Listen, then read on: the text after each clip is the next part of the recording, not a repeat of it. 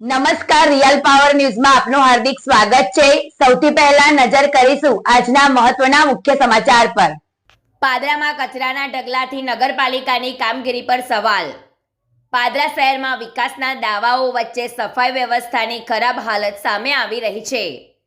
Ward number 3માં હંસાનગર society બહાર તેમજ પાતળિયા Hanuman road પર ઠેર ઠેર કચરાના ઢગલા જોવા મળતા સ્થાનિક લોકોમાં ભારે રોષ ફેલાયો છે। સ્થાનિકોનું કહેવું છે કે કરોડો રૂપિયાનો ટેક્સ ચૂકવ્યા છતાં નગરપાલિકા દ્વારા મૂળભૂત સુવિધાઓ પૂરી પાડવામાં ઉદાસીનતા દાખવવામાં આવી રહી છે।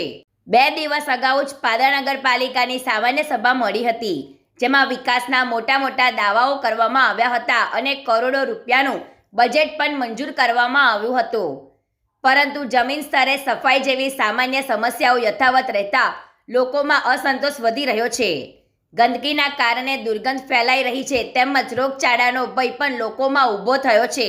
ઉલ્લેખનીય છે કે આવનારી 16મી તારીખે નગરપાલિકાના નગરસેવકોની ટર્મ પૂર્ણ થવાની છે અને ત્યારબાદ સરકાર દ્વારા નિયુક્ત અધિકારી વહીવટદાર તરીકે ચાર્જ સંભાળશે।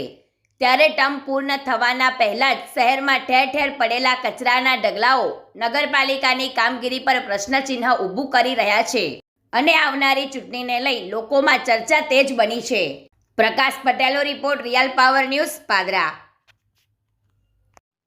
રોજ દરરોજના સમાચાર નિહાળવા માટે રિયલ પાવર ન્યૂઝ ચેનલને લાઈક કરો, શેર કરો અને સબસ્ક્રાઇબ